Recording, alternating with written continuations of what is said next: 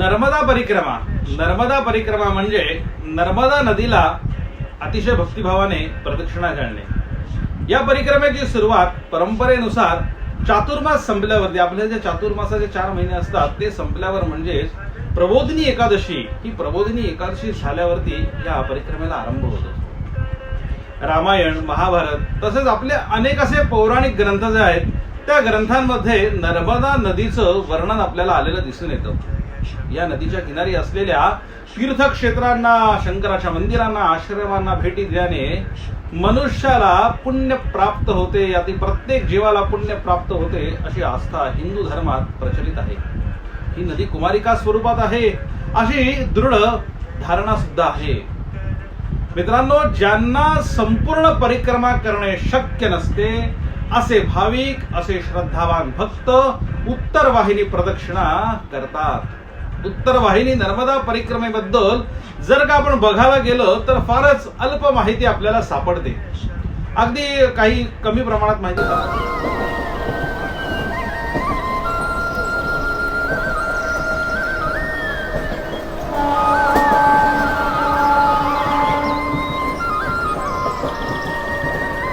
नमस्कार मित्रांनो, मी आपला मित्र सिद्धेश आपल्या समोर दरवेळेस नवनवीन विषयाचे, आगळ्या वेगळ्या विषयाचे असे व्हिडिओ सादर करत असतो. व्हिडिओचे विषय अतिशय वेगळे असतात, अनुभवलेले असतात, वाचनात आलेले असतात. असेच विषय मी आपल्या सगळ्यांसमोर मांडत असतो. आपल्या प्रतिक्रिया येत असतात. मित्रांनो, अगदी नुकताच अनुभवलेला विषय म्हणजे उत्तर वाहिनी नर्मदा परिक्रमा. ही उत्तर वाहिनी नर्मदा परिक्रमा हा आजचा आपला विषय. नर्मदा नदी ही भारतातील प्रमुख नद्यांपैकी एक आहे. ही नदी भारताच्या मध्य प्रदेश तसंच महाराष्ट्राचा काही भाग आणि गुजरातचा काही भाग या 3 राज्यातून अतिशय सुंदर प्रकारे वाहते. नर्मदा भारतीय उपखंडातील 5व्या क्रमांकाची अतिशय मोठी अशी नदी आहे. सर्वात मोठी असून पश्चिम वाहिनी नदी म्हणून हिची ओळख आहे. नर्मदेला रेवा, अमरजा, मेकलकन्या, रुद्रकन्या अशी विविध नावं आपल्याला ग्रंथातून बघायला मिळतात. आपण जर का पुराण ग्रंथ बघितले आपले तर अगस्ती ऋषींनी काशी क्षेत्र सोडलं आणि दक्षिण दिशेला प्रस्थान केलं आणि नंतर नर्मदा नदी ओलांडून ते अगदी या दक्षिणेतच स्थायिक झाले. दक्षिणेत स्थायिक झाल्यानंतर नर्मदा नदी ही उत्तरी भारत आणि दक्षिणी भारत ह्यांच्या मधली एक सीमारेषा म्हणून ओळखली जाते. महत्वाचं जर का सांगायचं झालं तर भारतातील नद्यांपैकी फक्त आणि फक्त नर्मदेचीच परिक्रमा करण्यात येते. गंगा, यमुना, गोदावरी आणि कावेरी प्रमाणेच नर्मदा नदी ही सुद्धा हिंदू धर्मातील पवित्र नदी मानली गेलेली आहे. पण परिक्रमा फक्त हिचीच होते. उगमापासून ते मुखापर्यंत नर्मदा नदीकाठी अनेक तीर्थक्षेत्र आपल्याला वसलेले दिसून येतात. अनेक शिव मंदिर आपल्याला दिसून येतात. अनेक आश्रम आपल्याला दिसून येतात. नर्मदा प्रदक्षिणेला म्हणजे नर्मदा परिक्रमेला हिंदू धर्मात, अध्यात्म शास्त्रात अतिशय महत्व प्राप्त आहे. यास नर्मदा परिक्रमा असंच संबोधलं जातं. नर्मदा नदीच्या काठी मार्कंडेय स्वामी, कपिल, भृगु, व्यास, च्यवन ऋषी, जमदग्नी ऋषी, अगस्ती ऋषी, दुर्वास ऋषी, अगदी वसिष्ठ, कृतू, अत्री, मरीची, गौतम, गर्ग, चरक, शौनक यांसारख्या अनेक ऋषींनी तप केल्याचं सांगितलं जातं. यापैकी मार्कंडेय ऋषींनी पहिल्यांदा नर्मदा परिक्रमा केली. त्यांनी सुमारे 7000 वर्षापूर्वी या नर्मदा मातेची, या नर्मदा नदीची परिक्रमा केली. त्या परिक्रमेचे वैशिष्ट्य असे सांगितले जाते की त्यांनी नर्मदेचीच नव्हे तर तिच्या उभय तटांवरती तिला येऊन मिळणाऱ्या सुमारे 999 नद्यांचे धारा प्रवाह न ओलांडता प्रत्येकीच्या उगमाला वळसा घालून मार्गक्रमण केले. अशा पूर्णतः शास्त्रोक्त महापरिक्रमेला त्यांना जवळपास 45 वर्ष लागली. ही परिक्रमा नियमांनी पायी केल्यास ही यात्रा सर्वसाधारण 3 वर्ष, 3 महिने आणि 13 दिवसात पूर्ण होते असं लिखाण सापडतं आणि असा समज सुद्धा आहे. संपूर्ण परिक्रमा सुमारे 3-3.5 किलोमीटरची आहे. साधारण एक अंदाज धरला तर परिक्रमेची सुरुवात ओंकारेश्वर येथून केली जाते. ओंकारेश्वरला परिक्रमा केली जाते. उगमस्थान अमरकंटकला धरलं जातं आणि तिथून परिक्रमेला सुरुवात होतो. परिक्रमेला अमरकंटक, नेमावर व ओंकारेश्वर ह्यांपैकी कुठूनही सुरुवात केली जाते. कुठूनही करता येते, अगदी इतरत्र सुद्धा करता येते. परिक्रमा चालू असताना नर्मदा मैयाचं पात्र ओलांडता येत नाही. म्हणजे नर्मदेतून वाहणारे पाणी व तिथून निघणारं पाणी हे ओलांडणे या परिक्रमेत निषिद्ध मानलं गेलेलं आहे. मात्र नर्मदेला मिळणारं पाणी जर का तुम्ही ओलांडलं तर ते चालू शकतं. सदावर्तात शिधा घेऊन अन्न शिजवणे, भिक्षा मागणे 5 घरी, ते जे मागुकरी ज्याला म्हणतात भिक्षा, ते मागून जेवणे, वाटेत मिळेल ते पाणी पिणे आणि जिथे शक्य होईल तिथे रात्री मंदिरात किंवा एखाद्या आश्रमात मुक्काम करणे, या पद्धतीने परिक्रमा करावी लागते. कोणाच्याही घरी राहायचं नाहीये. रोज सकाळ, दुपार, संध्याकाळ तिन्ही त्रिकाळ माता नर्मदेची पूजा करायची, तिथं स्नान करायचं, संध्यावंदन करायचं, अन्निक करायचं, नित्य पाठ करायचे आणि परिक्रमा दरम्यान सतत आणि सतत नर्मदे हर या मंत्राचा जप व नामस्मरण करायला सांगितलेलं आहे. ज्या गृहस्थींना ही संपूर्ण परिक्रमा करणे शक्य नाही अशा भाविकांसाठी उत्तर वाहिनी प्रदक्षिणा केली जाते. प्रतापे महाराजांनी केली होती उत्तर वाहिनी नर्मदा परिक्रमेबद्दल फारच अल्प अशी आपल्याला माहिती सापडते. जो कोणी चैत्र महिन्यात उत्तर वाहिनी नर्मदा परिक्रमा करतो त्याला संपूर्ण नर्मदा परिक्रमा केल्याचं पुण्य मिळतं, असे नर्मदा पुराणामध्ये आले आहे किंवा स्कंद पुराणामध्ये आलेलं आहे. याचा आधार मी अजून प्रत्यक्ष बघितला नाहीये, पण जर का प्रत्यक्ष मिळाला तर तो आपल्यासमोर मांडीनच मी. पण प्रतापे महाराजांनी केली होती, 1942 साली पण केलेली होती. जेव्हा मला सापडेल तेव्हा नक्की मांडली. पण मित्रांनो, ही परिक्रमा तिलकवाडा येथून उत्तर तटावरून सुरू होते. उत्तर तट संपल्यावरती होडीने समोरच्या तीरावरती जायचं असतं, म्हणजेच दक्षिण तट सुरू होतो आणि रामपुरा येथून यावं लागतं. रामपुराला यावल्यानंतर प्रथम घाटावरती स्नान करून तेथील नर्मदा मैयाचं जल घेऊन घाटावरील तीर्थेश्वर महादेव मंदिरात शंकराच्या पिंडीवरती हे जल अर्पण केलं जातं. दक्षिण तटावरून परिक्रमा चालू होते. परंतु मित्रांनो, यात सुद्धा खूप मला भेद आढळले. अनेकांच्या मुखातून मला समजून आलं, भेद लक्षात आले. नक्की कशी कुठे सुरुवात करायची हे कुठे माझ्या वाचनात पक्क आलं नाही, ग्रंथानुसार पुस्तकानुसार नाही. परिक्रमेत मला धनेश्वर महादेव मध्ये लागलं होतं. धनेश्वर महादेव मंदिरात एक महंत भेटले. त्यांनी याच विषयावरती आमच्याशी भरपूर संवाद साधला व उत्तरवाहिनी नर्मदा परिक्रमा या विषयावरती त्यांनी त्यांचं स्पष्ट मत मांडलं. हे सुद्धा आपण बघणारच आहोत. नमस्कार मित्रांनो, सुप्रभात. आपण नर्मदा तीरावरती आलेलो आहोत. नर्मदा तीरावरती चैत्र मासामध्ये उत्तरवाहिनी नर्मदा परिक्रमा करण्याची एक प्रथा आहे. उत्तरवाहिनी नर्मदा परिक्रमा करताना ती बडोद्याजवळून रामपुरा जे गाव आहे त्या गावापासून धनेश्वर महादेव मंदिर आहे, त्या धनेश्वर महादेव मंदिरापासून सुरुवात करावी असं सांगितलं गेलेलं आहे. आणि तिथे एक महंत आम्हाला भेटले. त्यांनी याविषयीचं सगळं महत्त्व सांगितलं. आपण बघणारच होत ते. आणि त्यांनी असं सांगितलं की ती परिक्रमा तिलकवाड्यापासून सुरुवात न करता ती धनेश्वर महादेवापासून सुरुवात करायची. प्रतापे महाराज जे होऊन गेले त्या महाराजांनी सुद्धा तिथूनच सुरुवात केली, त्याचा आरंभ केला होता. परिक्रमा उचलली होती असं म्हणेन. चैत्र महिन्यातली एकादशी, द्वादशी आणि त्रयोदशी अशा 3 दिवसामध्ये ही परिक्रमा करायची असते असं त्याच्यात आलेलं आहे. 1942 साली ही परिक्रमा सुरुवात झाली असं उल्लेख आलेला आहे. अजून त्याचं मूळ ठोस जे आहे ते शोधाशोध चालू आहे, हे स्वतः करणार आहे. पण तूर्त तरी असं कळलं की प्रतापे महाराजांनी ही केली आणि मग पुढे या परिक्रमेला सुरुवात झाली. पूर्ण परिक्रमा ज्या गृहस्थींना जमत नाही अशांसाठी ही परिक्रमा आहे की जेणेकरून तुम्हाला ह्या छोट्याशा परिक्रमेत साधारण 18, 20, 21 किलोमीटरची ही जी काही परिक्रमा आहे या परिक्रमेमध्ये संपूर्ण 3,500 जे परिक्रमेचं फळ आहे नर्मदा परिक्रमेचं, ते फळ तुम्हाला या छोट्याशा परिक्रमेमध्ये प्राप्त होतं असं सांगितलेलं आहे. म्हणून मूळ ही परिक्रमा आहे. त्यामुळे अनेक भक्तगण, नर्मदेचे भक्त ही परिक्रमा करत असतात. लांब लांबहून लोक येत असतात, परिक्रमा करत असतात आणि तिची सेवा करत असतात आणि त्याचं जे फळ आहे ते आपल्या पदरामध्ये पाडून घेत असतात. तर आपणही चैत्र महिना आता संपलेला आहे, पण पुढच्या वेळेस तरी निश्चित या आणि ही परिक्रमा करा.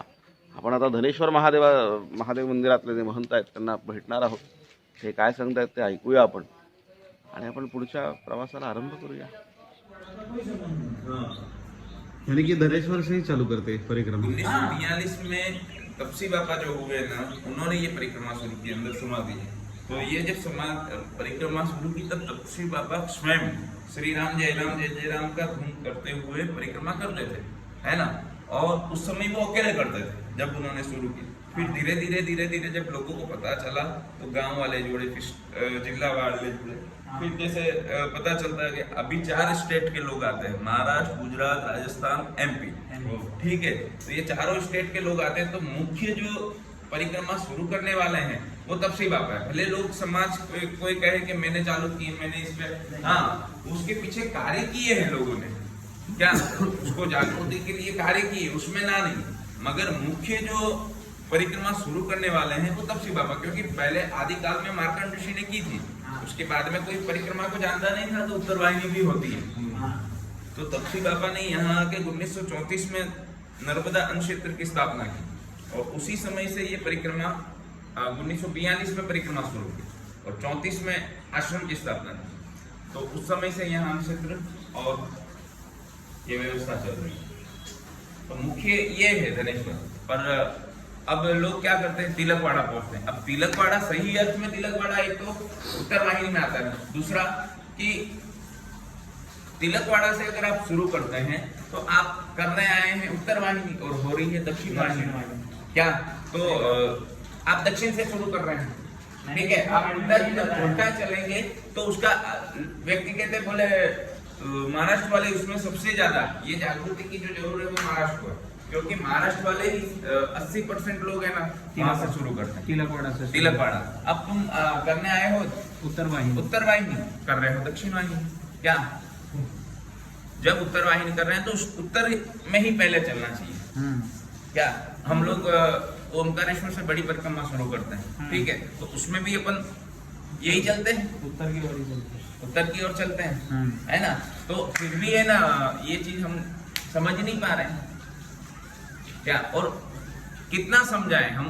दूसरी बात, नियम जो बताए गए हैं उसमें पहला नियम है कि परिक्रमा सूर्योदय अथवा 5 बजे के बाद में शुरू करनी चाहिए. अब ये रात को 12 बजे से 2 बजे से 1 बजे से दौड़े जा रहे हैं, क्या अर्थ है. यानी कि हमारा जो वक्त है वो सही वक्त हम आप तो सही है, पर जो आधी रात को 12 बजे 1 बजे से चल रहे हैं, तो मैं तो मेरी नजर में इतना आता है कि भाई है ना जो ये कर्म कर रहे हैं वो केवल है ना रोड माप है.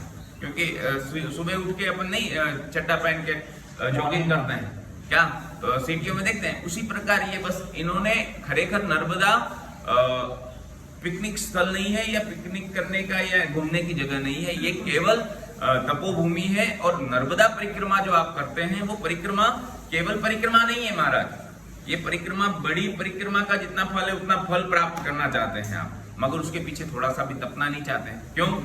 क्योंकि तपे तो तब तकलीफ हो जाएगी, है ऐसी में रहने की आदत है. अरे महाराज जो 3 साल 3 महीने 13 दिन पैदल चल रहा है वो भी तो कष्ट ले रहा है, और वो 3.25 साल की जो परिक्रमा का कष्ट ले रहा है, आपको केवल 5 घंटे की परिक्रमा करनी, वो भी आप हृदय से नहीं कर सकते हैं. कभी तो माँ के शरण में आओ तो हृदय से आओ. जब माँ को समर्पित होते हो ना तब जाके माँ का कुछ प्राप्त होता है. अब हमें समर्पित तो होना ही नहीं बिल्कुल, और हमको चाहिए व्यवस्था सारी. क्या सही बात है. इसलिए सबसे पहला नियम 5 बजे बाद में लेट, जल्दी से जल्दी करनी है तो 5 बजे बाद आप कर दो, लेट में 6-7 बजे तक सूर्योदय के आसपास, यानी कि अरुणोदय काल में शुरू कर सकते. हाँ ठीक है, क्योंकि नियम बताया गया महाराज कि भागवत आप लोगों ने सबने पढ़ी है, भागवत में जब यमुना जी के किनारे परीक्षित राजा पहुंच जाते हैं ना, तो उसको श्राप दिया है। आधी रात को 2-2:30 बजे 3 बजे जब पहुंचे हैं तो उनको श्राप मिला है कि आपने आधी रात को मुझे क्यों सोता हुआ जगह क्या। तो उसी प्रकार माँ नर्मदा जी भी है ना, जब शयन आरती हो जाती है, शाम की शयन आरती होती है, उसके बाद माँ भी शयन में है। आप किसकी परिक्रमा कर रहे हो मुझे बताओ तो सही। आप परिक्रमा कर रहे हैं किसकी कर रहे हैं, क्योंकि माँ तो शयन में है। और संतों के लिए ये नियम बताया गया कि महात्मा नर्मदा तट के ऊपर या कोई भी नदी में स्नान करने का समय 3:30 के बाद में महात्माओं के लिए, और गृहस्थ के लिए बताया गया कि 4:30 के बाद में नर्मदा स्नान या गंगा स्नान या जो भी करना है। ठीक है, हम क्या कर रहे हैं, उससे बिल्कुल विपरीत कर रहे हैं। तो इसका कोई अर्थ नहीं। अगर करो तो ये दूसरी बात, परिक्रमा के दरमियान जितने भी देव मंदिर आते हैं वो सभी के दर्शन करने चाहिए। हम आधी रात को जब निकलेंगे, कौन से 4 बजे 5 बजे पहले कौन सा मंदिर खुला रहेगा, कोई नहीं। ठीक है, तो सभी मंदिर बंद है। आप परिक्रमा, दूसरा नियम, पहला फेल, दूसरा फेल। तीसरा कि परिक्रमा के दरमियान आपको कुछ ना कुछ सेवा करते हुए आगे बढ़ना चाहिए। ठीक है, कौन से हम सेवा कर पा रहे हैं, किसकी सेवा कर पा रहे हैं, तीसरा फेल। चौथा, उसके दरमियान हमें एक बार नर्मदा स्नान तो जरूर करना है। तो ठीक है, नर्मदा स्नान तो कर लेते हैं, कुछ कर लेते हैं, कुछ नहीं करते हैं। ठीक है, तो वो 4। पांचवा, परिक्रमा करने के उपरांत हमें कन्याओं का पूजन और पूजन ये दोनों होना चाहिए। उसमें से हम 100 में से मैं तो जानता हूँ कि 10% शायद करते होंगे, बाकी खाली घूम के और भाग जाते हैं। हाँ, घूम के भाग जाते हैं। तो व्यवस्था के लिए यहाँ मत आओ। यहाँ तो तब करना हो तो आओ नर्मदा तट पे, जिसको आना है वो तब करने के लिए यहाँ वहां से अभी आएंगे नहीं, फोन करेंगे महाराज व्यवस्था में रूम कमरा मिलेगा, एसी मिलेगा, टॉयलेट बाथरूम अच्छा मिलेगा। अरे महाराज यहाँ तो है ना 3 साल 3 महीना 13 दिन वाले पूरे साल 100-150 मूर्ति रहती है। क्या उनको वो जब निकलते हैं माँ के शरण में निकलते हैं, तब वो ये व्यवस्था देख के नहीं निकलते कि हमें ना आगे जाके ये व्यवस्था मिलेगी या ये व्यवस्था मिलेगी। वो तो तब करना हो तो ये है, बाकी पिकनिक स्थल नहीं है। ये मेरा आप सभी से निवेदन है, और जो भी ये वीडियो देखे कृपा करके इसके ऊपर ध्यान दे कि ये 5 नियम है। ये 5 नियम अगर आप में निभाने की क्षमता हो, क्षमता हो, तो ही नर्मदा तट पे उत्तर वाहिनी भी करने आओ या बड़ी परिक्रमा करने आओ।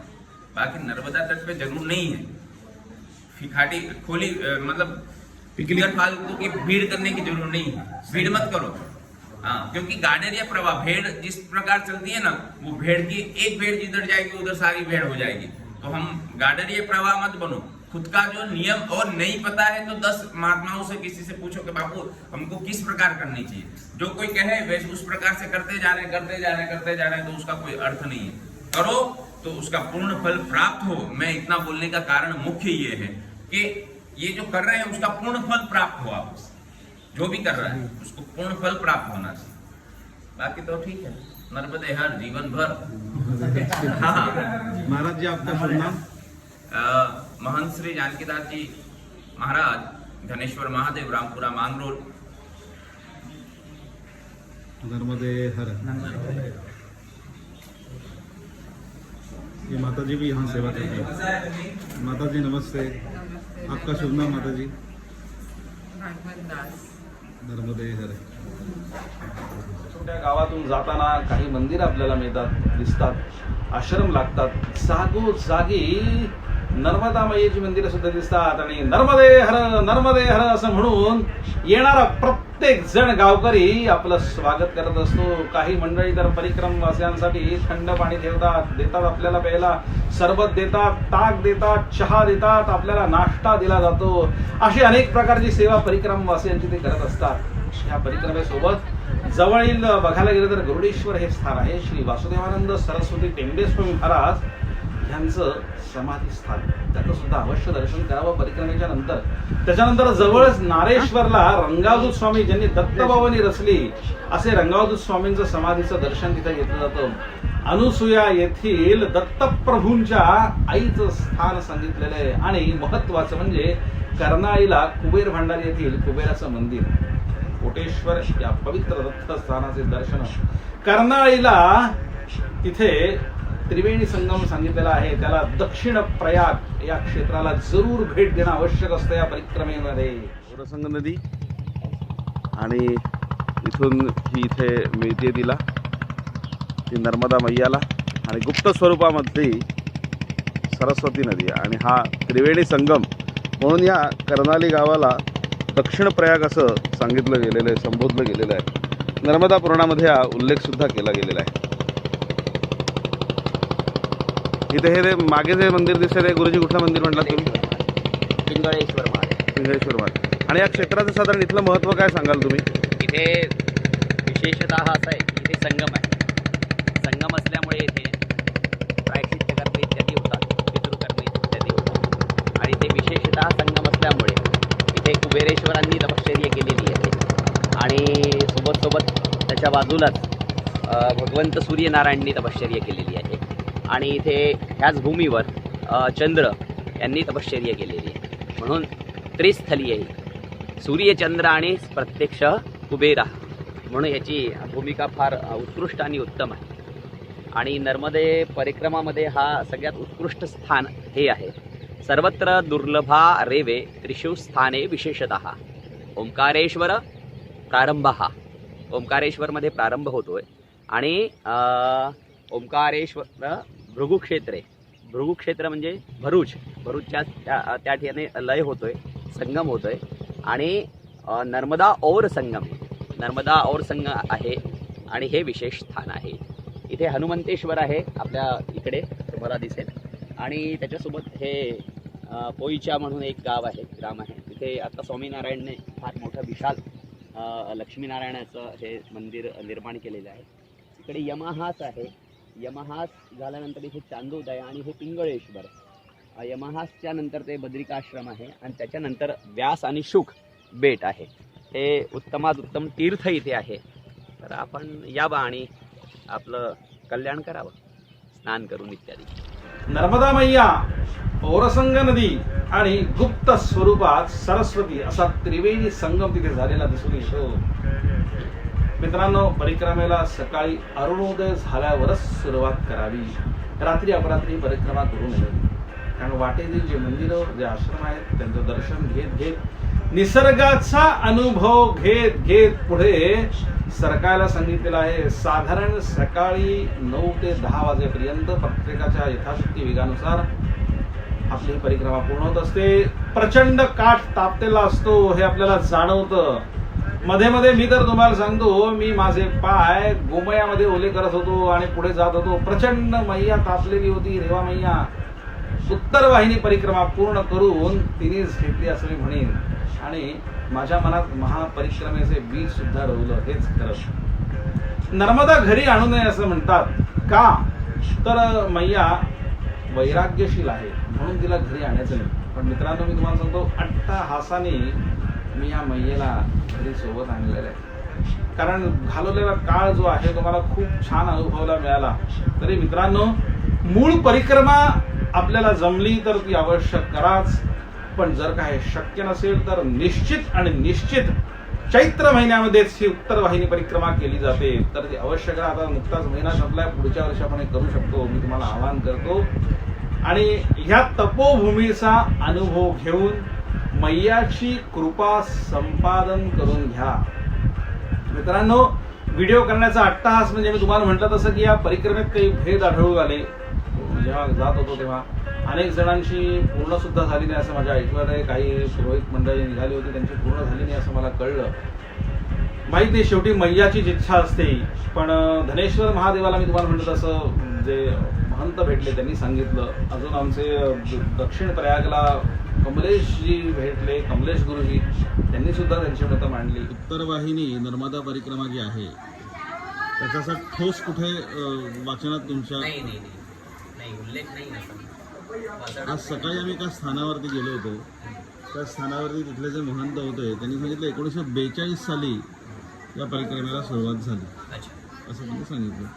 काही याच्यातनं असं लक्षात आलं की कृतयुगापासून सुरुवात झाली, पण नक्की काही वाचनात आलं नाही. मध्ये मी गुरुजींना म्हणजे विश्वेश्वर शास्त्रींना फोन केला होता. पण नेमकं फोनवरती बोलणं झालं. नर्मदा पुराण आहे आपल्याकडे, त्याच्यात उल्लेख असेल तर असेल. त्यांनी बघून ठेवलेलं आहे प्रतापेंनी, तर त्यांच्या तो खंड काढून घेऊ आपण आणि वाचूया. प्रतापी महाराजांनी हे बघितलेलं आहे आणि महाराजांनी ही पहिली परिक्रमा केली. हा. या परिक्रमेमध्ये दक्षिण प्रयाग क्षेत्र येत नाही ना उत्तर वाहिनी परिक्रमेमध्ये, नाही हे नाही. पण बाजूला येतं. हा बाजूला आहे. त्याच्या परिक्रमेला जे कोणी येतील त्यांनी दक्षिण प्रयागला येऊन स्नान करावं हा असं अगत्याने तुम्ही सांगाल का? बिलकुल. तर थोडा वेळात वेळ काढून वाट वाकडी करावी लागेल, पण दक्षिण प्रयागचं फळ मिळून जाईल. हा. आणि महत्वाची भूमिका काय आहे माहिती आहे का? नर्मदा त्रिशूस्थाने विशेषतः त्याच्यात दिलेलं आहे, नर्मदा पुराणामध्ये दिलेलं आहे, नर्मदा खंडामध्ये दिलेलं आहे.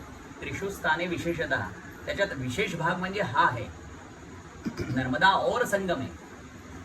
हा और संगचा जो पट्टा आहे ना, म्हणजे इथून नर्मदेपासून म्हणजे संगमापासून मोरली संगमापर्यंत हा इतका विशेष आहे आणि सुलभ्य आहे. इथे गंगा सुद्धा येते, पाप